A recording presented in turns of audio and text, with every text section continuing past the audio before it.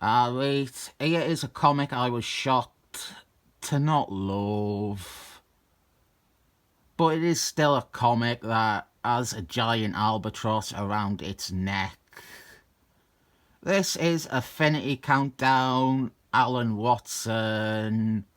Mar-Vell did a crossover called Affinity Countdown, and this is setting that up. This is by a truly unnoteworthy and unimpressive writer, but the real star was surely always intended to be the artist, Red Michael. He has this cult retro style that some people will despise and some will love. The problem here isn't even the writing. The writer is the same writer who gave Emma Frosties to Iron Man, so fuck him. I'm not giving him a pass because his writing in this one shot wasn't the thing that offended me. The problem is editor, Gordon B. Shite. Remember the old days of the blanket on me couch and me saying Mar-Vell need to fire him instantly? Those were more innocent and angrier days.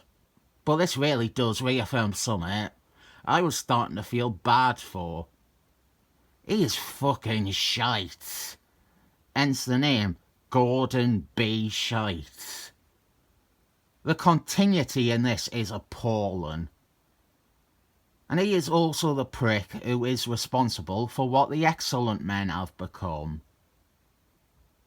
If only they did fire him back in 2019 when I was calling for him to be fired.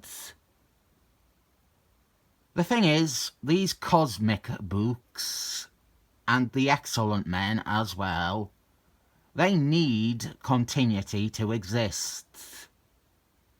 The reason big concepts work is because there are rules and understanding in place.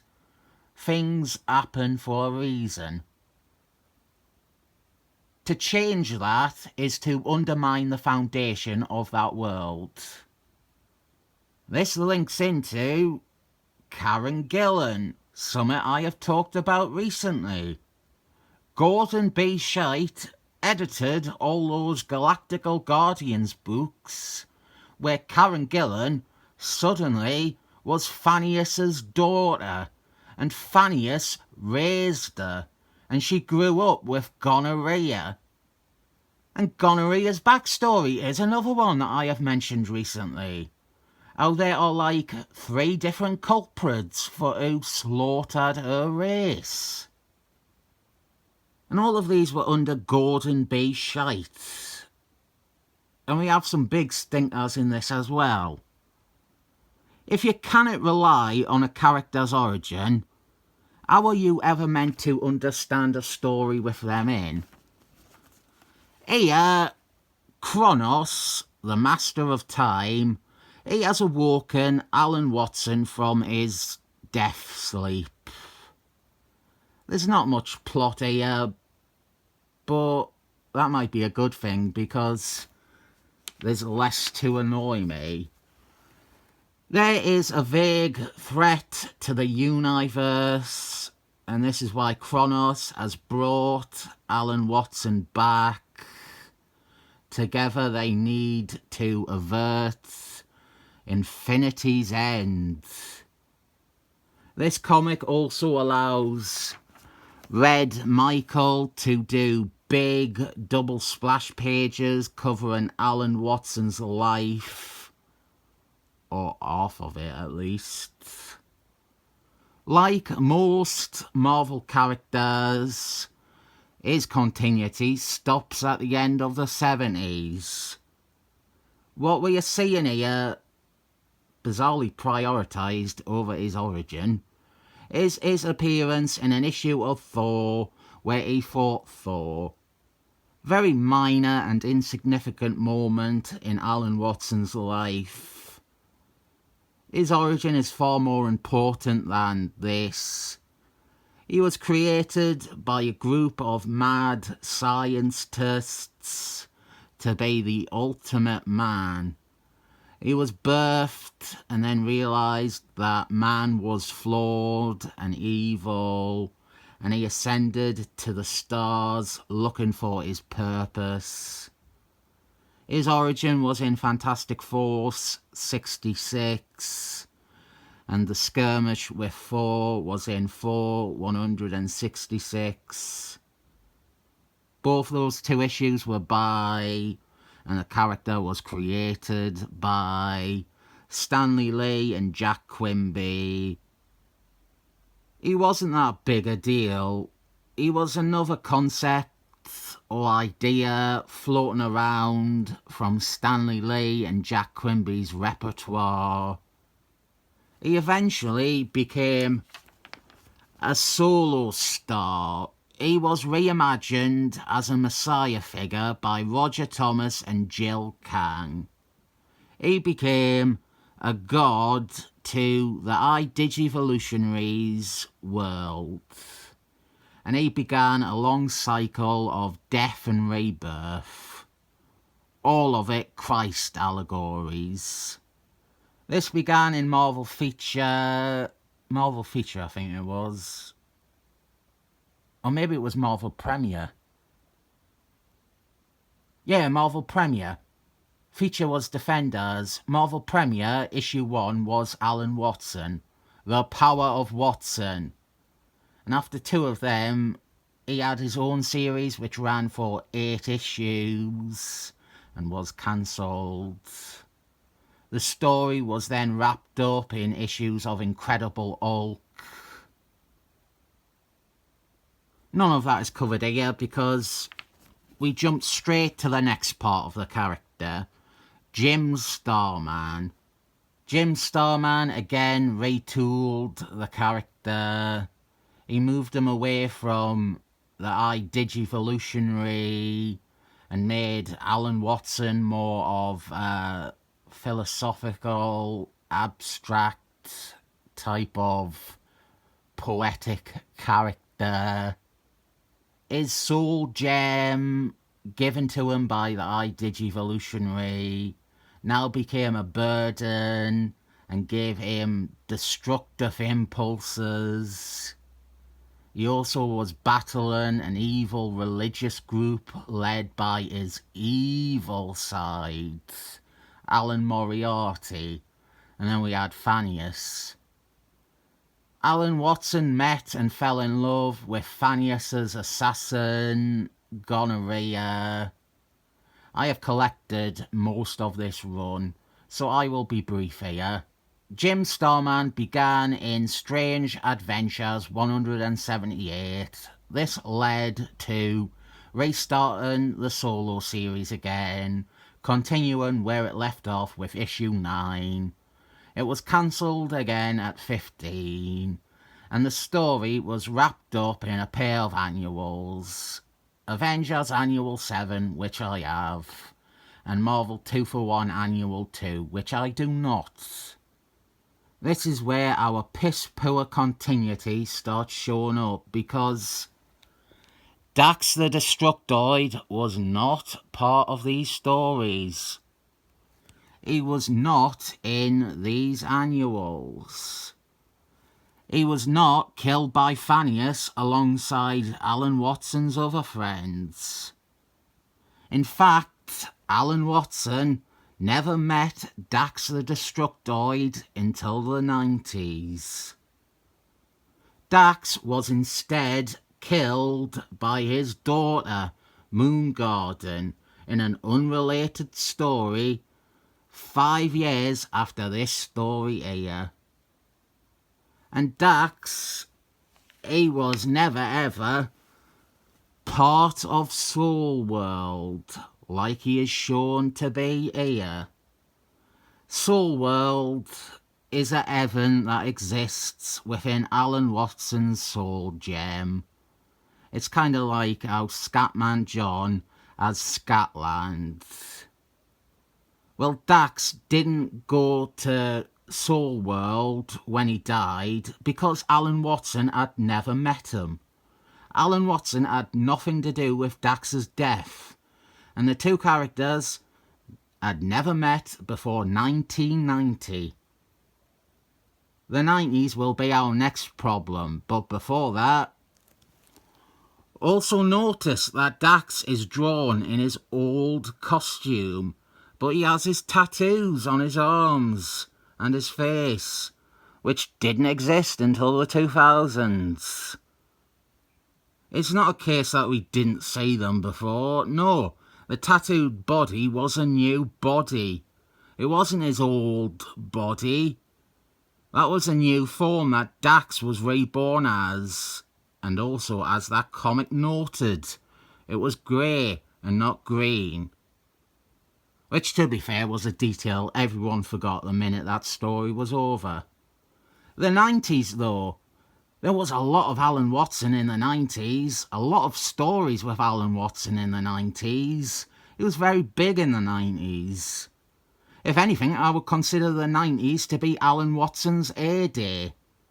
He headlined 3 line-wide crossovers. He led a team that lasted 40 plus issues. He even had his own solo series in conjunction with that team book. After giving 6 pages to stories from the 60s and 70s, the 90s are limited to a single panel showing him holding the Affinity Gauntlet. It fucking drives me insane. Gordon B. Shite. He's not even someone who I believe was reading comics in the 70s and stopped. No, I think he is someone who is a bad editor down to Tom Beevort being a role model and Tom Beevort being an example. Looking to Tom Beevort for inspiration, obviously you get the notion that any stories after 1977 don't matter and that they aren't worth covering. That the shit munchers in the audience are just like Tom, and we all stopped reading comics in 1977 as well because we became teenagers and thought they were lame. As I said, the 90s were big for Alan Watson. And I would say it was during Affinity Wars that Alan Watson was at his best as a character. He was the angel cast out of heaven to save a world that he hates. I guess that also applies to Affinity Gauntlet too. But we have no mention of Affinity Guard, Affinity Cluedo, or any other stories with Affinity in the name. No mention of Galactical Guardians either, a book he was a main character in for years. The character ended in those annuals. Anything else was a coda, not worth mentioning much. And it exhausts me. This shit continuity exhausts me. The comic itself, the writer and artist, they do a good enough job selling this new story. I'm not going to read the rest of it because I have no faith in Mar-Vell, this writer, and certainly not this editor. The idea is that there is a generic end of the universe threat coming, and only Alan Watson can stop it. And to do so, Kronos, he is going to send Alan Watson back in time to prevent its coming. And our mystery bad guy is never revealed in this, but I looked it up and it is gonorrhea. It sounds fucking shit. This does live or die by the art and how much you can invest in something drawn by Red Michael. I don't know if it's the best choice of art for this story, but it certainly gives it added personality. If this was drawn by Mike Dididado Jerk like the actual crossover is, there would be no charm to any of this. So Alan Watson, he is sent back to ancient Egypt. He has to find the past version of Kronos to help him in his quest. It is a completely fine one-shot, but the continuity is so awful and disrespectful that it drags it down. Some people think the problem is that characters have too much continuity. But the thing is, they don't. Alan Watson, yeah, on paper he has loads of continuity, but not much of it is required to do a story with him. You don't need to read every single comic to understand an Alan Watson appearance. Most of the good ones will clue you in enough. When is Affinity Cluedo ever really brought up again? Or there's something like this. Cut out the continuity.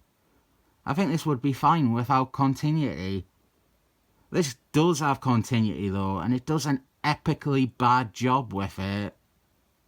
And I haven't even said how much I hate that the Affinity Gems were rechristened Affinity Stones to be in line with the movies.